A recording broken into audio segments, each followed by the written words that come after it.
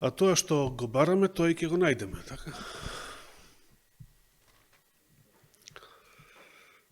Кој што бара, тоа ќе најде. Како беше она поговорка, ако се наоѓате во некоја градина и барате трњета, да речеме црви, што друго,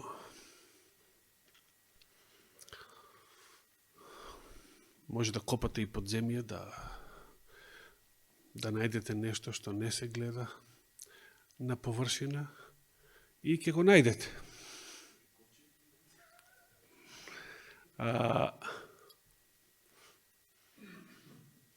Затоа подоцна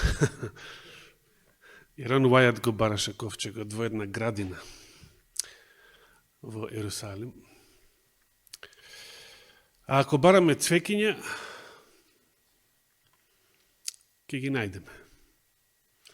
Ако во некоја градина забележиме убави цвекиња, ако уживаме во убавината на целата градина, сите нејзини цветови, тогаш дали ќе ги приметиме црвите? Дали ќе помислите на трњето? Дали ќе помислите на да копате под земја да видите што све има таму? Или ќе уживате во цвекињата? Така и ние сме повикани да ја прифаќаме убавината на сето тоа што Господ ни го дава, дори и во несовршени садови. Апостол Павле ги нарече земјени садови. Ова благо, ова богатство го имаме во земјени садови. Кои се тие земјени садови? Ние сме земјата. Ние сме од земја.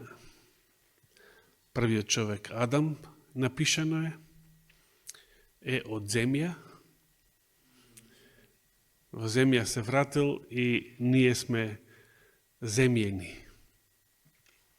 А последниот Адам е Господ од небото.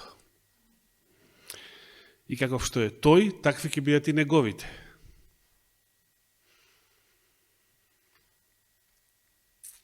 Сакаме да бидеме такви. Но ние сме се уште земјени со наши слабости.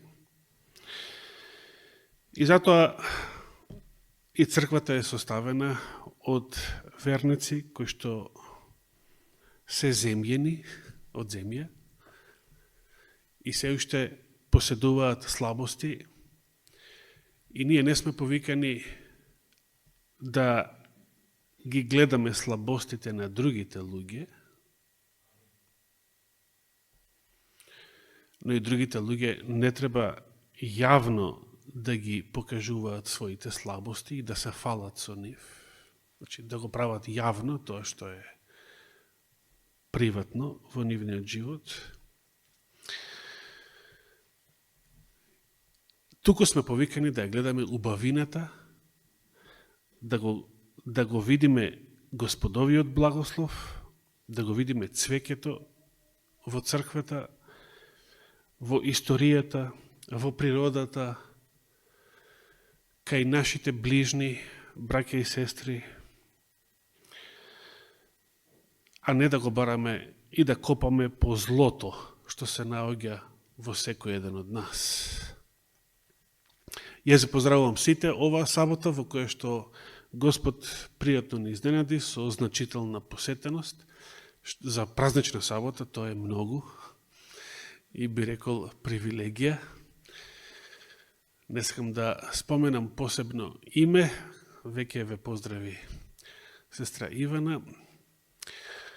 Јас имам специјален поздрав за сите наши гледачи преку интернет, а посебно за пастор Никола Слимовски, кој што редовно ги следи нашите проповеди од ова место. Прво да кажем за сите гледачи преку интернет, дека нашата средна редица, со исклучок на камерманот, нашата средна редица вообичаено, незината прва половина е празна, вообичаено. Некако сме како чатал, вака, повеќе седиме на страничните редици, а кога се седи во средина, на средната редица, повеќето седиме назад. Некои дори и на магарешките клупи, милуваме да седиме.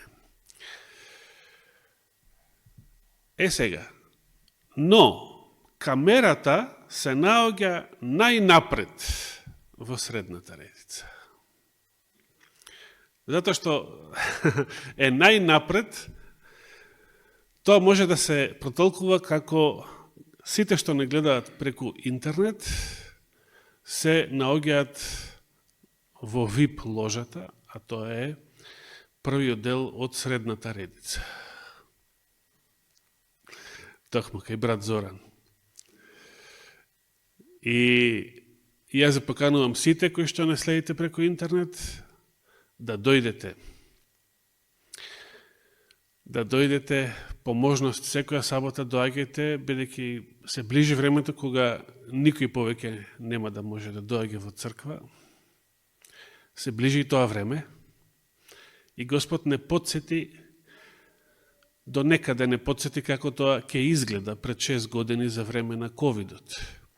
Но тогаш се уште имавме интернет. А кога ќе дојде последното големо искушение, дали ќе имаме и интернет дома, дали ќе имаме струја дома воопшто, дали ќе имаме интернет богослужение дома воопшто, тогаш нема да го имаме ни тоа. Дали ќе дојде време кога ќе поседуваме печатена Библија со себе? Дали секојаш ќе имаме печатената Библија со себе? Што ако некаде во некое брзање, во некое бегање, немало време да се земе Библијата со себе? Исус што им порача на првите христијани во Ерусалим? Тогаш кога ќе го видат знакот за бегање од Ерусалим, тој што е на покрив, се сеќавате, што треба да направи? Да не се симнува долу, во својот дом и преку својот дом да излезе, да бега, туку од покрив на покрив, бидејќи куките во тоа време биле многу збиени, во сите опашени градови, антички градови, од покрив на покрив да стигне до крајот, до ѕидот на градот и така да побегне. Според тоа, во една таква ситуација, ако и поседувал Библија дома, дали ќе го земел, ќе го зел тој свиток со себе? Не, според Христовата инструкција не би го зел, бидејќи нема да се симне да излезе преку дома. Значи, бидејќи мислиш дека телефонот ќе му биде, и на покрив таму телефонот ќе му биде. Да. Во ред, дали ќе имаш вечна батерија на тој телефон? Дали ќе имаш интернет на тој телефон? Да, така полесно ќе те најде. Да, ако сакаш да бегаш, што прават во филмовите? Кога некои бегаат, што прават во филмовите? Имаш телефон, дај ми го, отвори прозор и джитканела. Зошто? Бидејќи ако сакаш да бегаш, тие што те гонат да не знаат каде се наоѓаш. Значи, ако ни струја, ни интернет, ни Библија немате, еден ден, кој што може многу скоро да се случи, Од што ќе зависи вашата духовност? Што сте запамтиле? Што останало? Што значи тоа? Ќе зависи од нашата меморија? Ќе се присетувате. Не само на тоа што сте го читале, а вчера споменавме, кога повеќе се запаметува нешто што го проучуваме.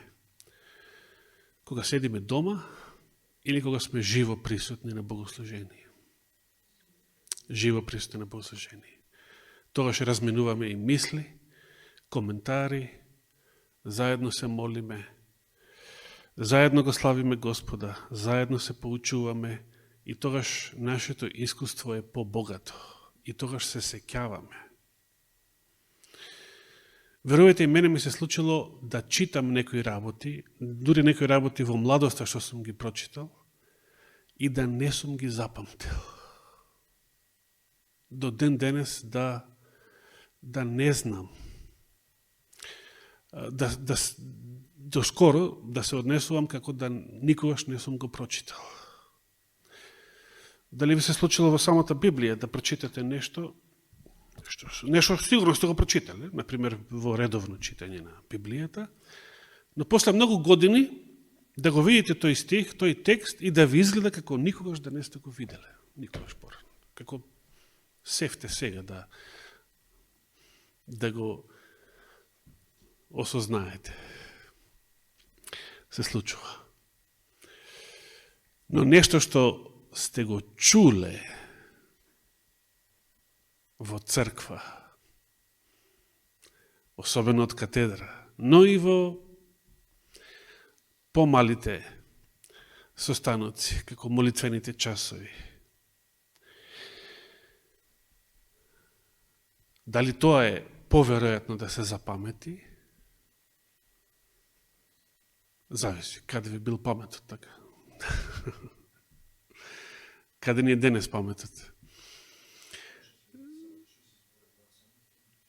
Во ред. Значи, тоа може да биде проблем.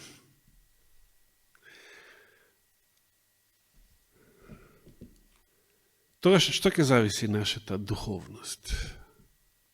Ако еден ден немаме црква, немаме Библија, немаме интернет, немаме струја, од што ќе зависи нашата духовност?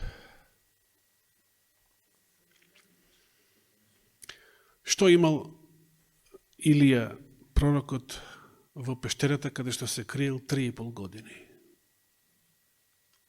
Дали имал мобилен телефон? Дали имал Библија некоја со себе, некој свиток? Не знае, да речеме, не знаеме.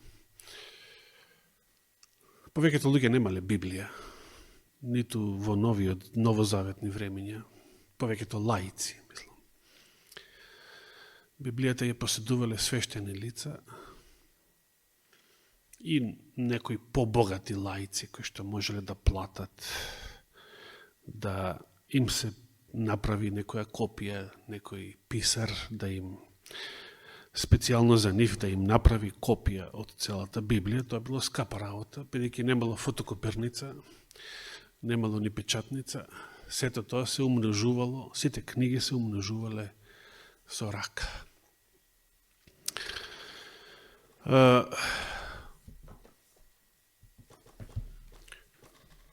Јас сакам посебно да го поздравам пастор Никола Слимовски, кој што деновиве се огласи и ми испрати еден прекор кој што јас го прифаќам и како што тој побора,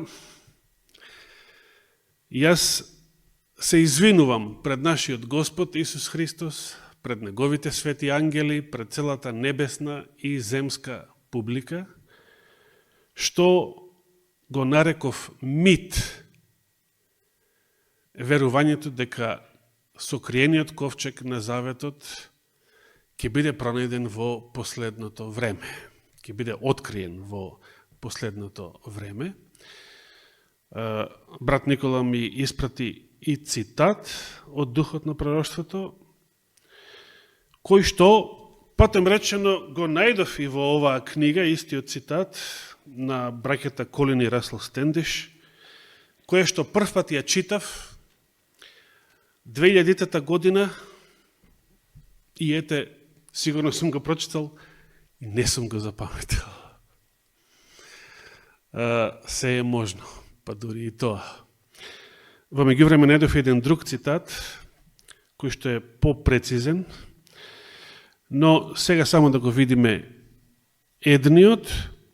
Овој цитат се наоѓа во 122-иот ракопис од необјавените ракописи на Елена Вајд, необјавени во нејзино време, од 1901 година, кој што ја слободно го преведов на македонски и гласи вака: скапоцениот запис на законот бил положен во ковчегот на заветот и се уште е таму, безбедно сокриен од човечкото семејство. Но во од Бога определено време, тој ќе ги изнесе овие камени плочи, за да бидат што? Сведоштво на целиот свет против безобзирноста кон неговите заповеди и против идолопоклонството на лажната сабота. Го разбирате ова? Сега нема да коментирам овој цитат, ќе го оставиме за крајот од нашето проучување за заветниот ковчег. А тогаш ќе го споделам и другиот цитат што го најдов и тој ќе биде, тој другиот цитат е дури попрецизен за нашата тема, но за тоа отом потом друг пат. А сега ве повикувам прво да отвориме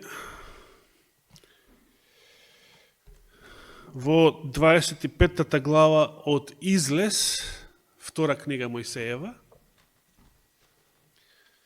Втора книга Мојсеева или Излез, 25-та глава.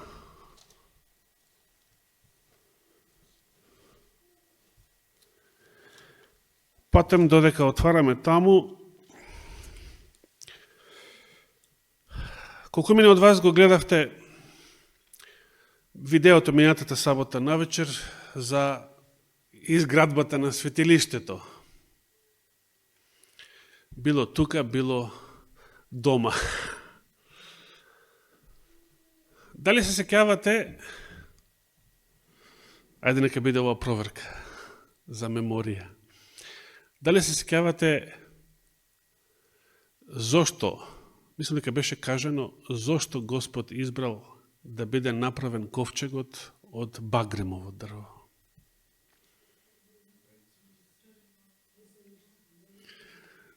Добро, благодарам. Ајде, кажи, Светле.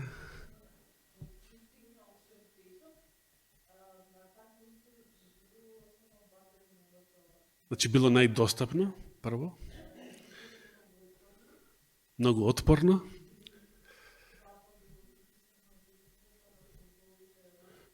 Благодарам. Во случајов ние се занимаваме со ковчегот. Значи, нешто што е жилаво, отпорно, неунишливо, рече Вики, нешто што е трајно, не скапува, дофрли само, дофрли.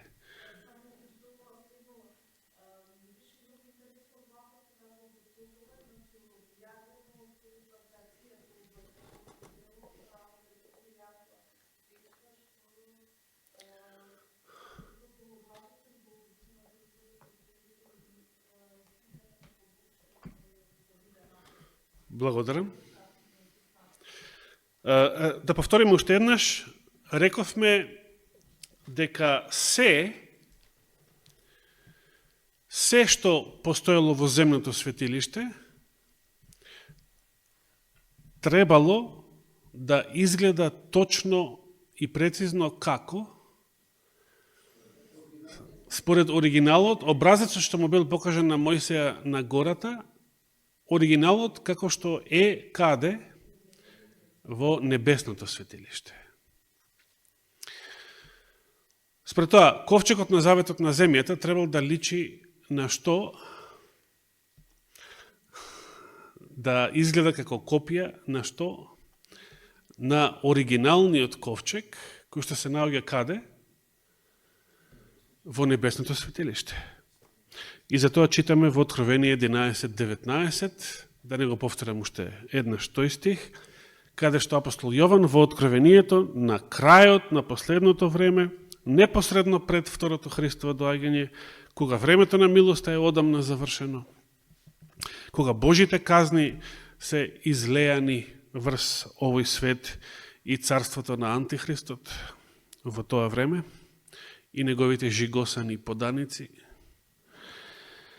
тогаш гледа како се отвора небесното светилиште и се покажува небесниот ковчег на сведоштвото или на заветот од неговото светилиште, од неговиот шатор или од неговата скинија, зависи каков превод имате. Сега, ковчегот од багремово дрво бил однадвор обложен со злато. Што друго било златно на него?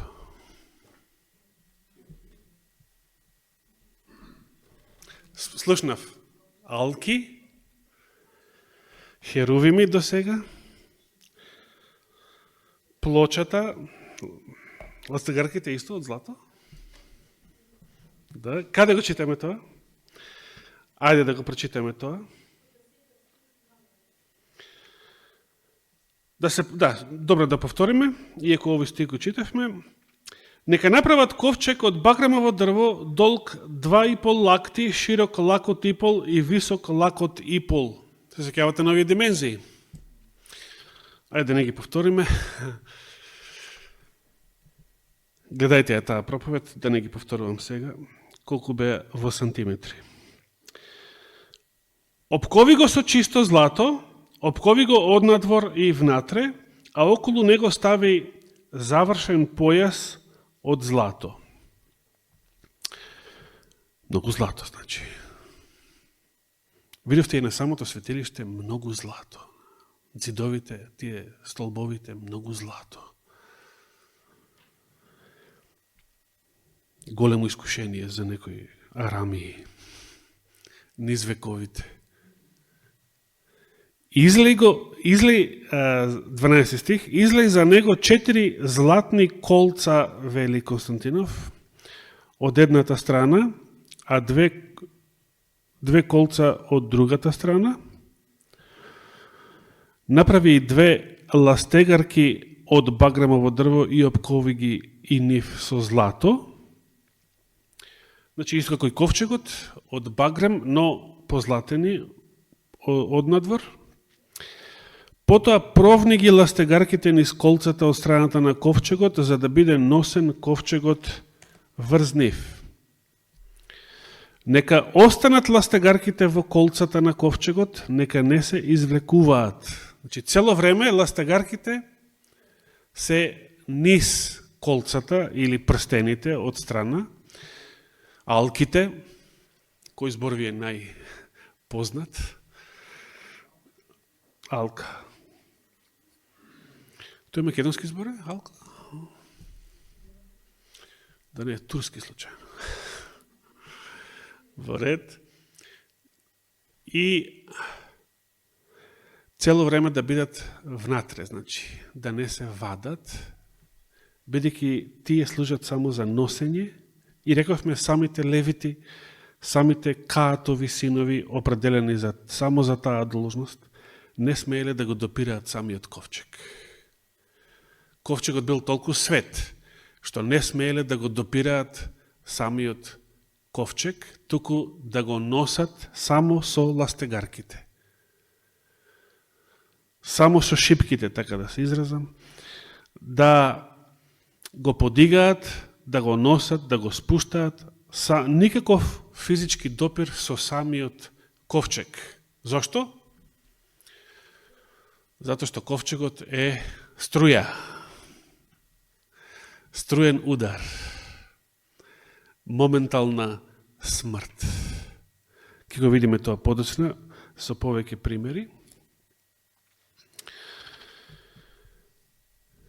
18 стих, малце да скокнеме, односно да почнем од 17 стих, го споменува очистилиштето. Што беше тоа? Или помирувалиштето, или поклопецот на милоста, или престолот на благодат. Капакот на самиот ковчег. Направи го исто така од што? Овде пишува од чисто злато. Значи нема багрем во капакот, нема багрем. Туку целиот капак е од чисто злато. Многу интересно. Како? Ајде, добро прашање. Тоа ми е мене главното прашање во ова проучување. Ајде да видиме како изгледал капакот, односно поклопецот на милоста, под достоен назив, или очистилиштето, или помирувалиштето, каде што Господ очигледно со тоа што тоа целиот капак бил од злато, како да сака да каже дека тука има нешто повредно од дури и од самиот ковчег. Во ковчегот се наоѓале 10 заповеди, сведоштвото, напишани на двете плочи од сафир, што не биле обични камења. Колку и да се скапоцени, колку и да се свети, и заповедите, и самиот ковчег, помирувалиштето е целото од злато. Тоа е највреден материјал. Што сака Господ да ни порача со тоа? Размислувајте. Што се правило врз помирувалиштето, врз очистилиштето, врз поклопецот на милоста? Се правило помирување. Со што? Со крвта. Крвта на секој Јом Кипур, крв се прскала врз поклопецот на милоста.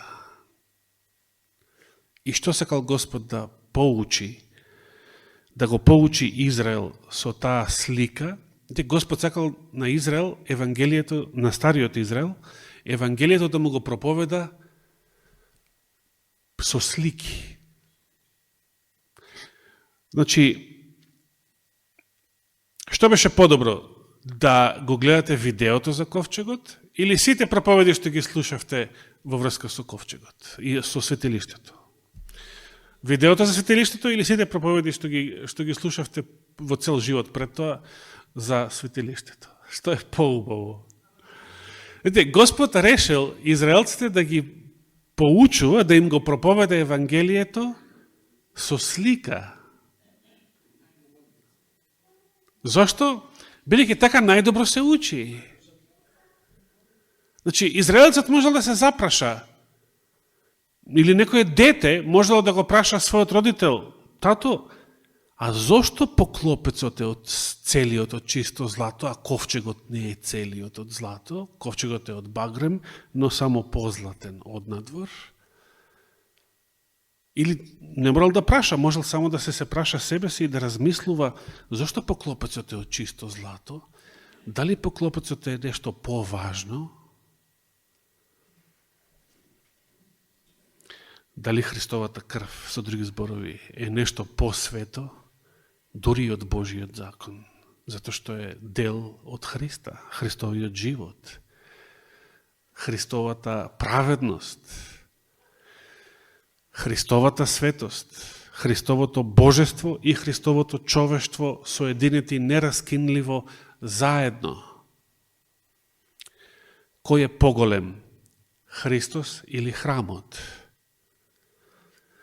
Кој е поголем? Христос? Самиот Христос даде одговор на тоа прашање во Евангелијата. Кој е поголем? Христос или ковчегот? Кој е поголем? Христос или законот? Христос е самиот Господ. И неговата крв е најскапоценато нешто што може да се најде на земјата.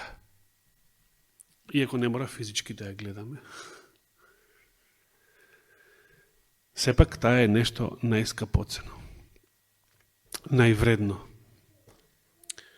Сега, 18 стих. Искови и 2 херувима од злато. Самите херувими се целите од злато. Искови 2 херувима од злато за двата краја на очистилиштето. Што значи ова сега? Направи еден херувим за едниот крај, а другиот херувим каде? Сега, што значи ова? Како си го замислувате сега визуелно ковчегот и поклопецот и херувимите? Каде стоеле херувими? Да, значи, херувимите стоеле и се уште стојат. Нели? Ако биде пронеден ковчегот, како ќе ги видиме херувимите? Ајде речеме вака. Кога би бил пронеден ковчегот, а рековме, дури и да знаат земските власти, израелски или било кои, каде се наоѓа, а тоа не е малку веројатно, со денешна технологија може би и знаат каде се наоѓа, но имаат проблем да го извадат. Зошто? Затоа што знаеме дека од старозаветните примери да се изнесе и да се пренесува ковчегот не било ниту малку едноставна работа. Некои лица, не само поединци, туку илјадници, десетици илјади израелци во Бет Шемеш, например, ги чинело живот невниманието да го допрат ковчегот, а особено дрскоста да го отворат од толку големо љубопитство да видат што има во него. Да ги видат заповедите, плочите, без да бидат помирени со Бога. Господ сакал плочите да бидат внатре во ковчегот цело време. Зошто? Народот да не ги гледа заповедите, ковчегот. Зошто? Затоа што ако се соочиш со Божиот закон без крвта што помирува, без да бидеш измиен, очистен, оправдан и самиот посветен од таа крв, а тоа е само Христовата крв, животинската крв во Стариот Завет служела како образец, символ, тип, а не самата животинска крв не очистувала, ниту може да очистува гревови. Само Христовата крв, тогаш се соочуваш со смрт. Не можеш да излезеш пред Божиот закон кој што е свет, ако си ти самиот несвет. Се соочуваш со моментална смрт.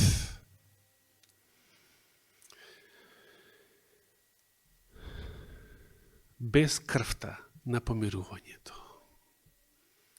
Тоа што го одвојувало Израел од плочите на заветот, била крвта на помирувањето врз поклопецот на милоста. Без тоа не можеш да имаш ниту врска, ниту однос, ниту заедница со Господа. Каде стигнавме? 20 стих. Значи, да го довршам 19-тиот. Прицврсти ги херовимите, значи, прицврсти ги на двата краја на очистилиштето, да составуваат еден дел со него. Го гледате тоа? Дали во сите ваши Библии го гледате тоа? Значи, каде стоеле херовимите?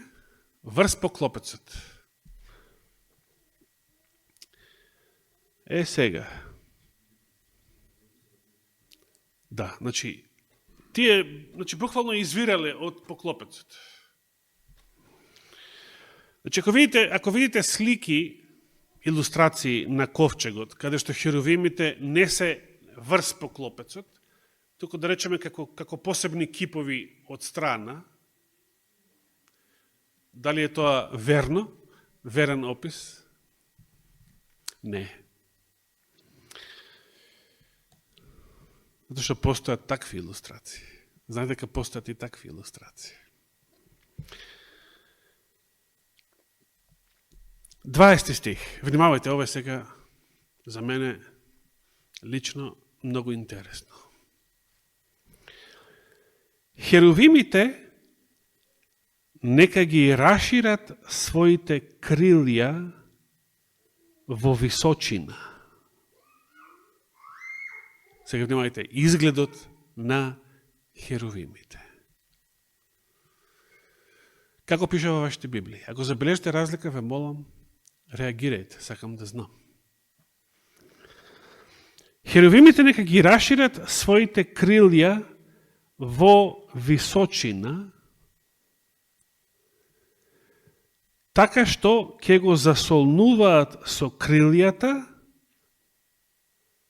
Што ќе засолнуваат со крилјата? Очистилиштето, вели конкретно, значи капакот.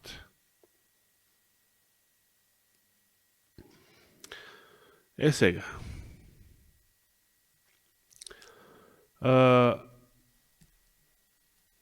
Пред да продолжиме со херовимите, не кажав нешто кај 17-тиот стих. Какви се димензиите на самиот капак, односно поклопецот, односно очистилиштето? Значи, 17 стих, да се вратиме, очистилиштето направи го исто така од чисто злато, нека биде долго колку?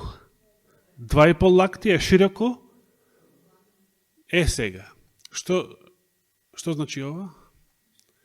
Истите димензии како ковчегот, освен висината, за поклопецот не треба.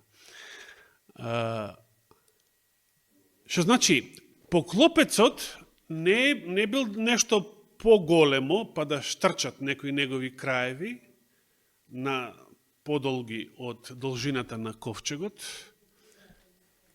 туку поклопецот ги имал истите димензии за како и самиот ковчег, за да го покрие целиот отвор на ковчегот. И херовимите стојат врз таков поклопец.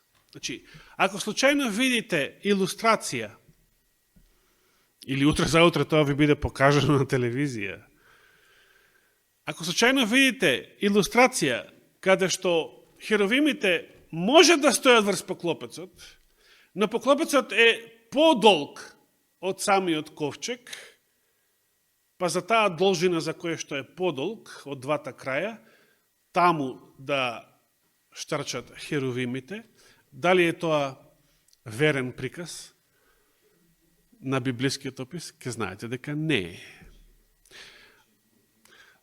Дека тоа капаче од друго тенџерче. Благодарам. Некој можеби ќе се запрашува зошто ги потенцирам овие детали, дали се битни овие детали. Уште еднаш да повторам, дали е битен секој детаљ што Господ сакал да биде запишен во Библијата? Дали во Библијата постојат излишни податоци? Дали во Библијата постои податок каква боја на брадата имал Христос? Каква боја на очите имал Христос? Зошто немаме такви податоци? А некои сакаат тоа да го знаат. затоа што тоа не е важен податок. Меѓутоа, оно што се наоѓа запишено во Библијата, дури кој го родил, овој го родил оној, оној го родил овој. Ако нешто се наоѓа во Библијата, дури и ситница, детаљ, дури да се прашуваш зашто воопшто било споменато вакво нешто, дали е тоа излишен податок или има зошто? Секогаш има зошто. Значи, димензиите, изгледот, материјалот на ковчегот се многу битни за ова наше последно време. Бидејќи живееме во време на големи измами, дури на големи верски и теолошки измами и во време на фалсификати. Затоа што дали израелската влада, дали некој друг, соочувајќи се со проблемот, дури и кога би знаел или би знаеле каде точно се наоѓа автентичниот ковчег на заветот, соочувајќи се со проблемот што не можат да го изнесат така лесно, што не можат да го пренесуваат така лесно, без да загине некој.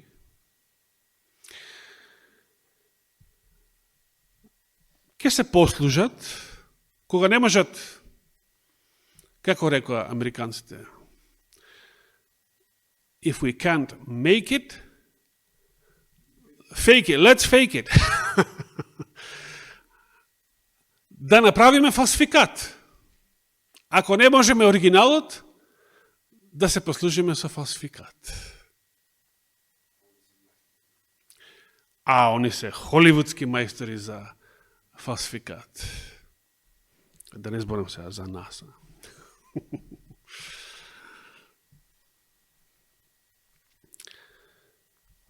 Ако го знаеме оригиналот, колку подобро го познаваме оригиналот, толку полесно ќе знаеме што? Ќе бидеме експерти за препознавање на било кој, дори и највештиот фалсификат. Да не го споменувам повторно примерот со банкнотите. Денес живееме во време кога вештачката интелигенција прави разни видеа. Дури србите направија видео каде што Путин и Трамп се облечени во српска народна носија и играат заедно вака фатени за рамо, играат некое српско коло. Сега, ако видиме такво видео, очигледно е дека е изфабрикувано, значи не е автентично, не е верно, не е... Тоа може секој лаик да го процени. Меѓутоа, дали ние како лаици можеме да процениме автентичноста на секое видео? На секоја фотографија? А кој знае? Кој најдобро знае да процени?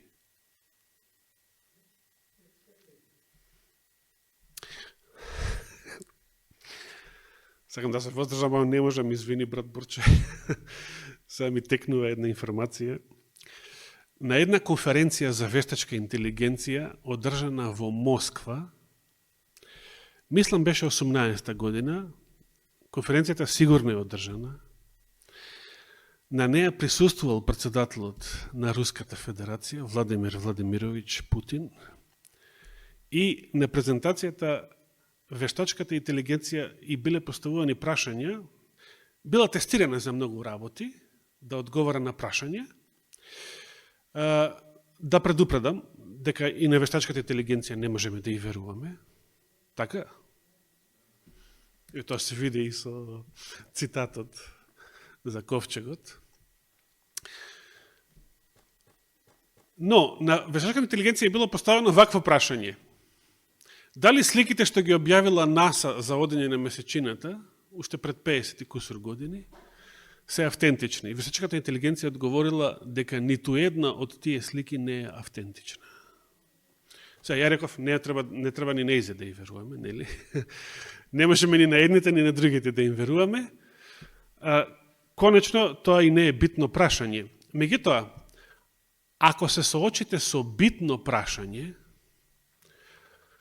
ако утре заутре биде објавена фотографија каде што е вашиот лик или ликот на некој што го познавате, во друштво со криминалци или педофили или во друштво на безбожници, како што вели првиот псалм, во собир на безбожници, кои што како прават безбожнички дела, дали веднаш ќе поверувате? Дали ќе знаете, можеби вие ќе знаете, меѓутоа светот дали ќе знае автентична е сликата или не е автентична? Дали судијата може да оцени врз база на некое видео или фотографија, особено денес, во времето на вештачка интелигенција? Дали може да оцени дали е автентично тоа видео, таа снимка, таа фотографија, па врз база на неа да се донесе пресуда во судскиот случај, или не е? Судијата сам по себе не може да знае, не е експерт за фотографија. Што прават судиите во тој случај? Повикуваат експерти, повистуваат вештаци.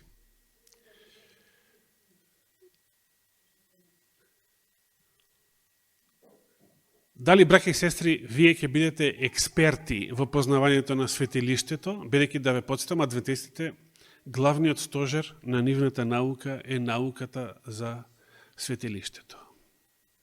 Туку со тоа се е опфатено. Дали ќе бидете експерти за светилиштето, дали ќе бидете експерти за ковчегот на заветот, тогаш кога во светот ќе се отвори таа тема, ако дојде време и доживеете да видите на телевизија или на телефон или на интернет дека е објавено пронаоѓањето на ковчегот, како го снимиле ковчегот, како го изнеле и како ќе го стават во третиот храм, например. Дали ќе бидете експерти со овие детали што ги проучуваме од Божјата реч, да препознаете фалсификат ли е тоа или оригинал?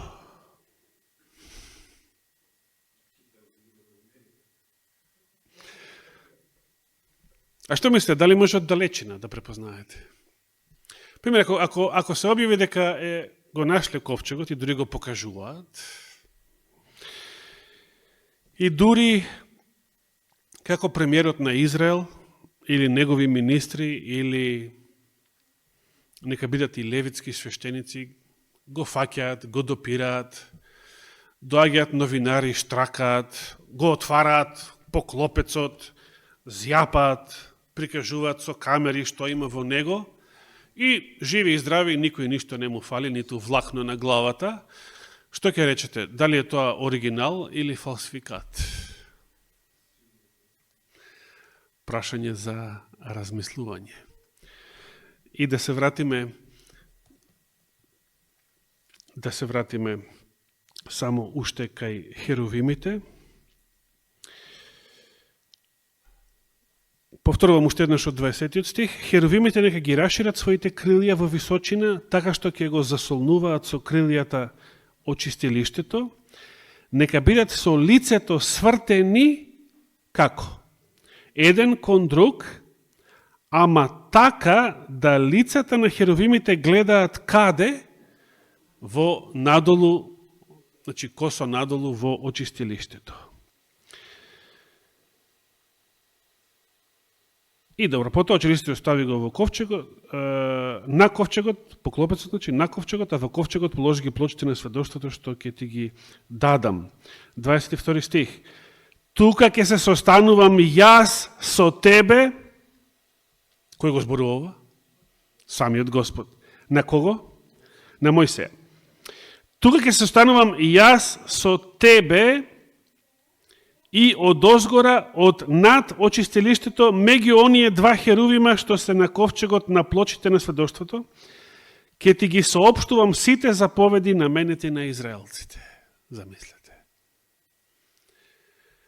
Просторот, сега имате представа колку е долг и широк. Рековме масичката? Добро. Просторот помеѓу врз поклопецот, над поклопецот, помеѓу херовимите, во тие димензии, во тој простор, што има?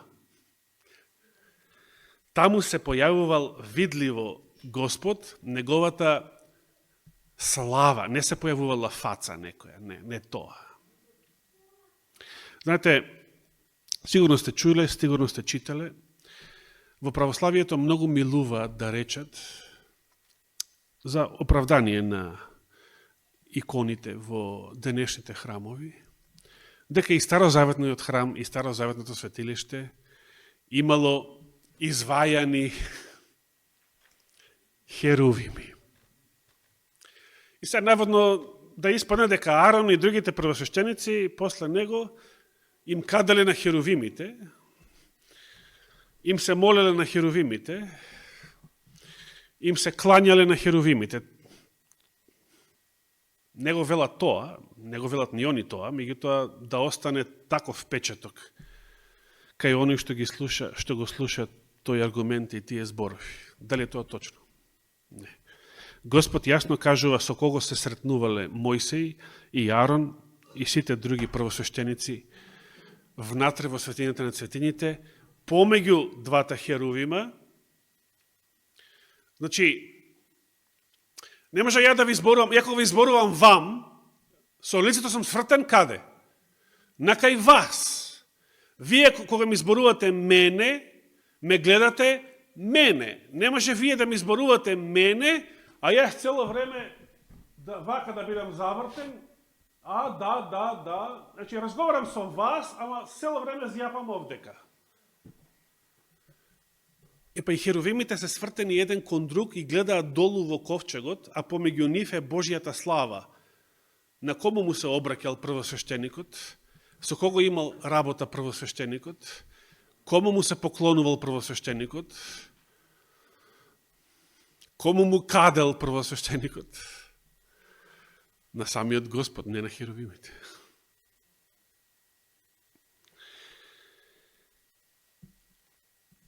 Тука се јавувал самиот Господ и неговата слава.